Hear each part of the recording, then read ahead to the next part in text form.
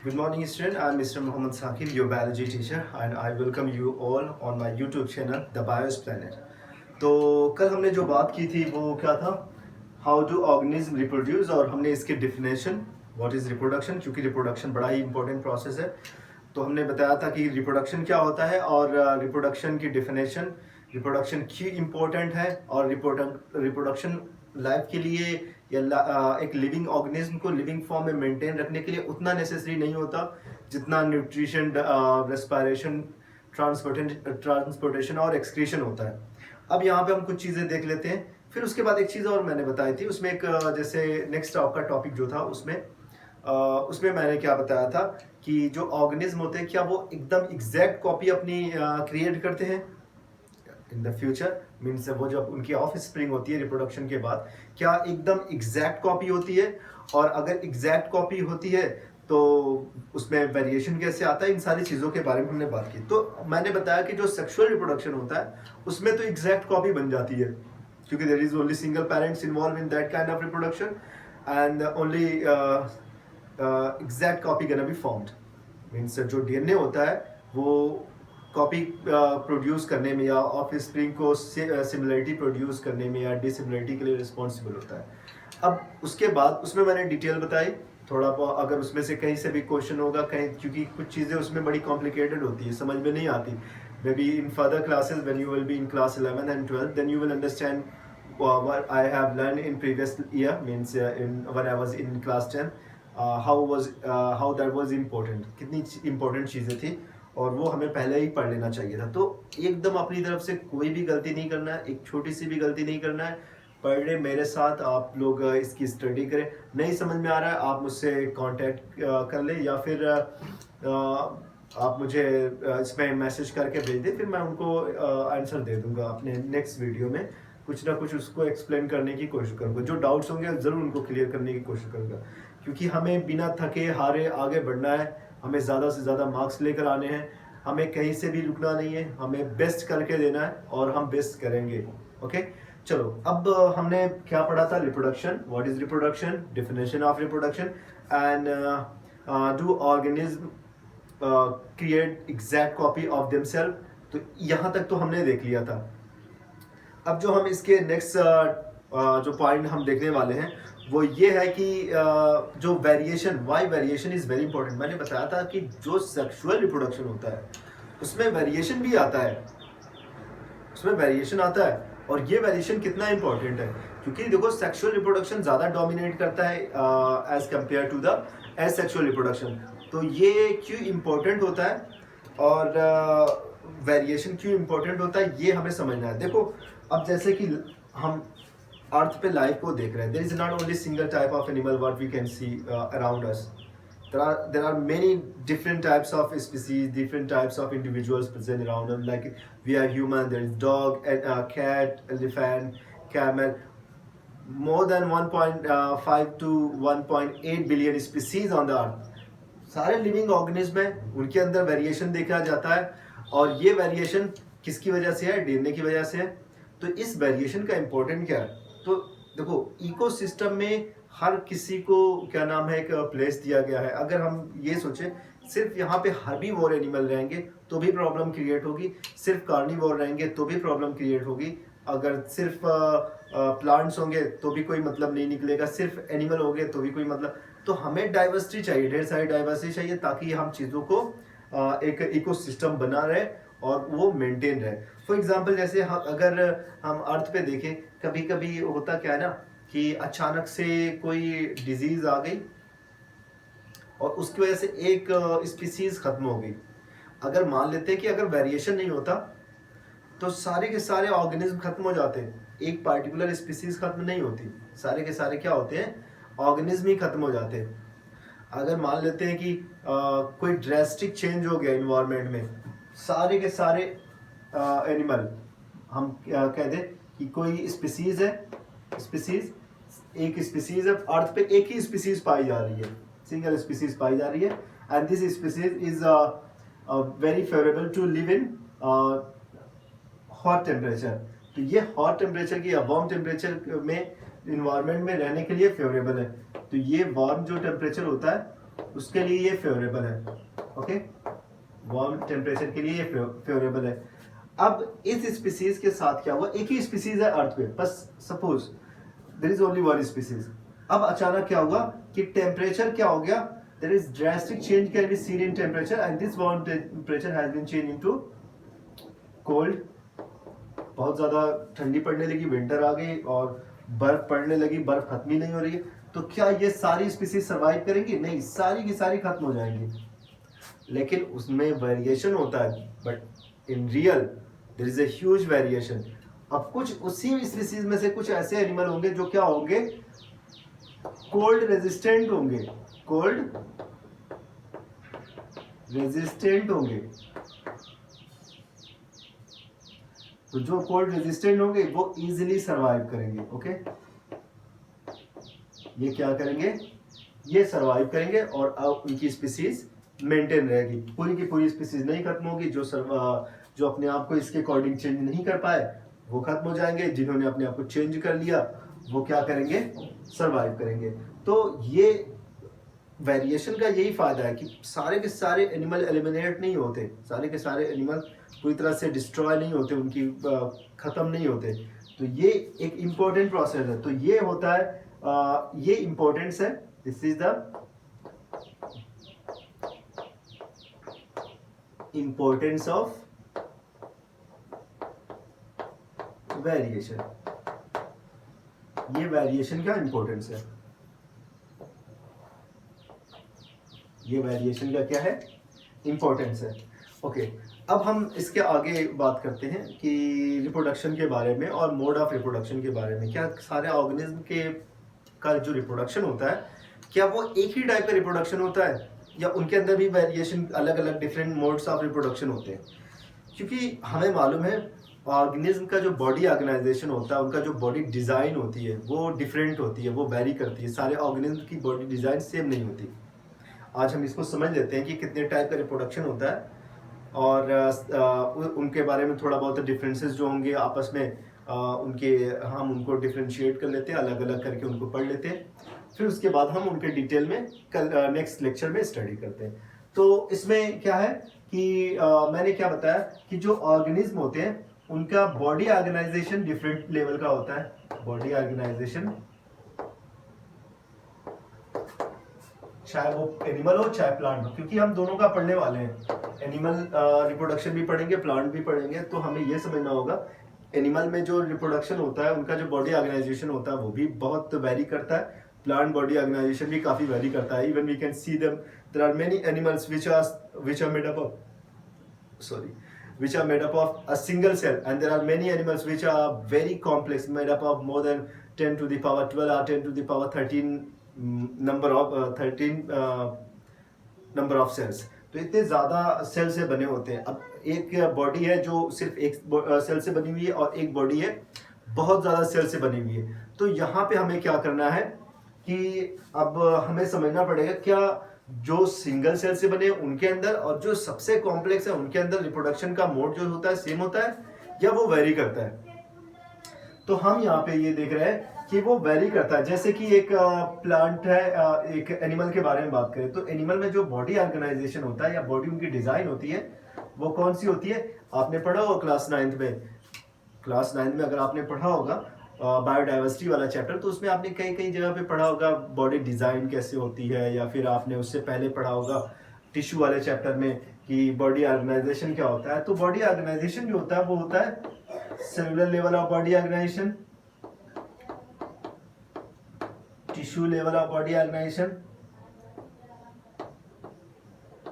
Organ level of body organisation,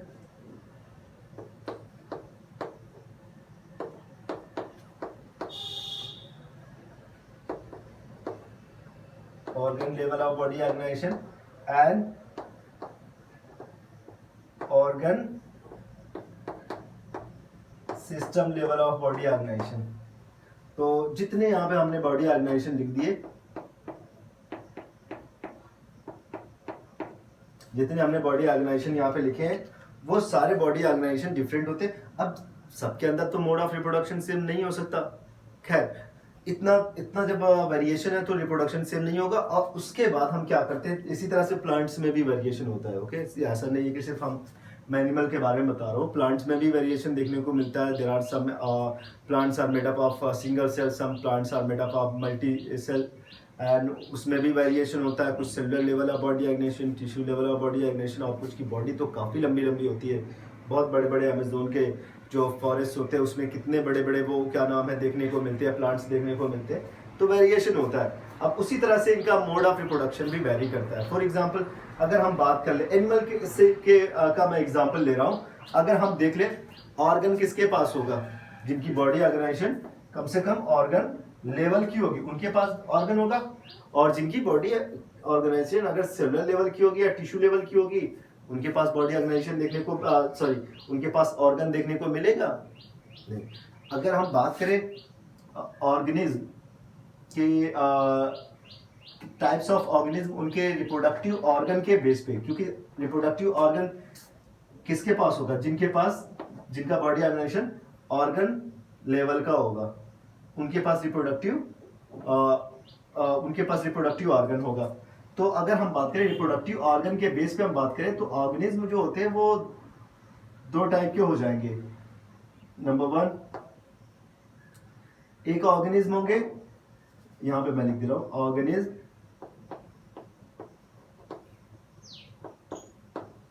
organism having no reproductive organ. Okay, एक organism हो गए जिनके पास कोई रिप्रोडक्टिव ऑर्गन नहीं है। Second, organism having reproductive organ. Okay, अब जिनके पास रिप्रोडक्टिव ऑर्गन होते हैं और कुछ के पास नहीं होते, अब जिनके पास नहीं होते हम उनका क्या करेंगे, उनको हम एक ग्रुप में डाल देंगे। उस ग्रुप का नाम है, क्योंकि अब उनके पास कोई ऑर्गन नहीं है, आप पहचान नहीं सकते कि उसका जेंडर क्या है, उसका सेक्स क्या है, मीन्स वो एसेक्सुअल, तब उनको हम क्या कहेंगे, जब उनका सेक्स ही ना पता चले वो मेल है कि फीमेल है, तो हम उस ऑर्गेनिज्म को क्या कहेंगे, asexual organism. Okay, asexual organism. और जिनका वो पता चले उनके पास मेल पार्ट है, फीमेल पार्ट है, तो हम कहेंगे इसका सेक्स पता चल रहा है, इसका जेंडर पता चल रहा है, तो हम कहेंगे ये कौन से ऑर्गेनिज्म है, सेक्सुअल ऑर्गेनिज्म। तो हम उनके रिप्रोडक्टिव ऑर्गन के बेस पे हम ऑर्गेनिज्म को कितने पार्ट में हम डिवाइड कर देते हैं, हम ऑर्गेनिज्म को 2 पार्ट में डिवाइड कर देते हैं, asexual organism and sexual organism. तो अब जो एसेक्सुअल ऑर्गेनिज्म के अंदर कौन सा रिप्रोडक्शन होता है, ऑफ कोर्स एसेक्सुअल रिप्रोडक्शन होगा। तो फर्स्ट मोड ऑफ रिप्रोडक्शन होगा आपका एसेक्सुअल रिप्रोडक्शन।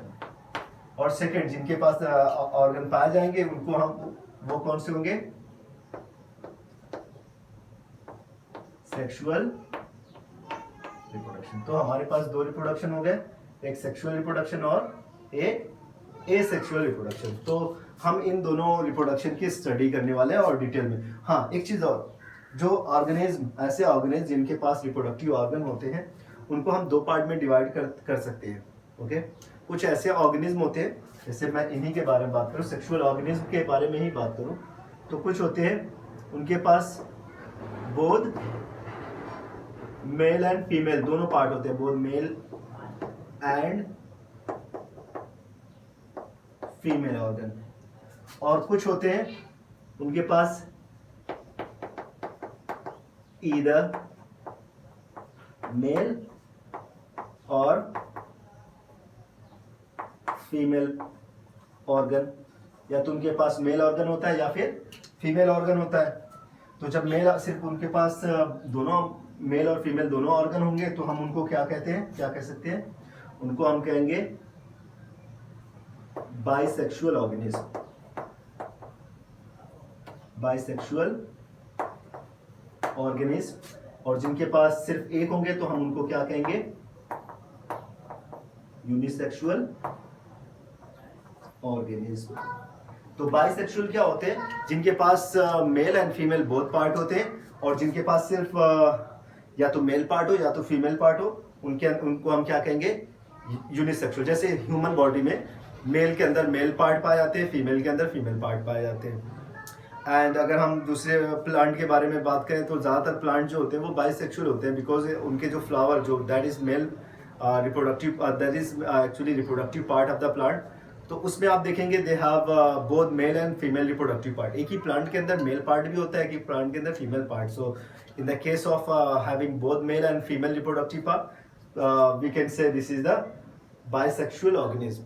तो बाइसेक्सुअल ऑर्गेनिज्म एंड यूनिसेक्सुअल, तो चाहे वो बाइसेक्सुअल हो या फिर यूनिसेक्सुअल है, उनके पास जेंडर पाया जा रहा है, उनके पास सेक्स पाया जा रहा है। So we will check all those organism, we will place all those organisms in sexual reproduction, because they will perform their reproduction by the mode of sexual reproduction. And those organisms having no sex, those organisms having no reproductive part will perform their reproduction by asexual mode of reproduction. Okay, यहाँ तक समझ में आ गया?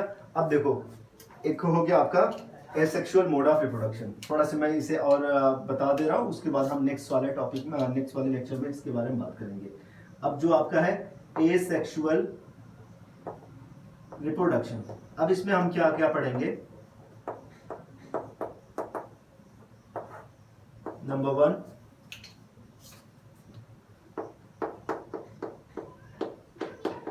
Fission. Number 2, budding. Number 3, fragmentation. Number 4, regeneration.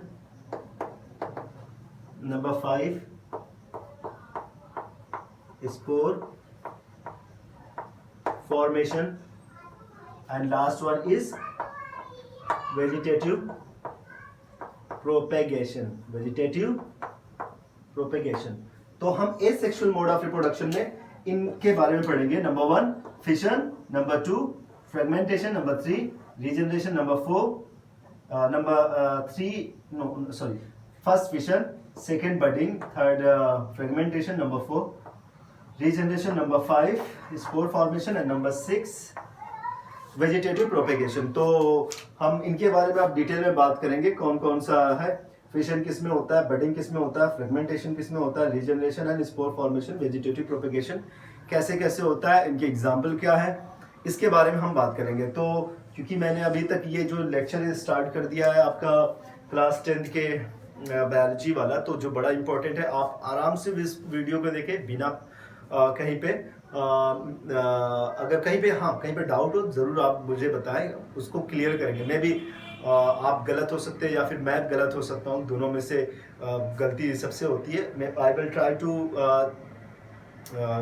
Change it if there will be big mistake. अगर कोई बड़ी mistake होगी तो मैं उसे ज़रूर बदलने की कोशिश करूँगा, क्योंकि मैं भी चाहता हूँ कि मेरे जो वीडियो लेक्चर्स हैं उसमें ज़्यादा मिस्टेक देखने को ना मिले, और आप लोग बिना किसी प्रॉब्लम के आप वीडियो को पॉज करें, नोट्स बनाएं, सारे काम करें। डाउट फर्स्ट पहले फुर्सत में जाके आप क्या करें, कमेंट बॉक्स में लिख दें। ओके, और चलो यहाँ तक मैं इस चैप्टर को यहाँ पे कंप्लीट कर दे रहा हूँ। तो फिर से मैं एक रिक्वेस्ट करूँगा आप लोगों से कि चैनल को आप सब्सक्राइब करें, वीडियो को आप लाइक करें, और एक काम करें कि अगर डाउट्स हो तो आप कमेंट बॉक्स में जाके लिखें। अगर आपके friends class 9, 10th, 11th, 12th में पढ़ते हैं तो उनसे आप बताएं कि एक बायोलॉजी का चैनल है जिसमें सारे क्लास की बायोलॉजी चलाई जाती है 9 to 12 तक की, और उनके लिए काफ़ी हेल्पफुल हो सकता है। Thank you so much.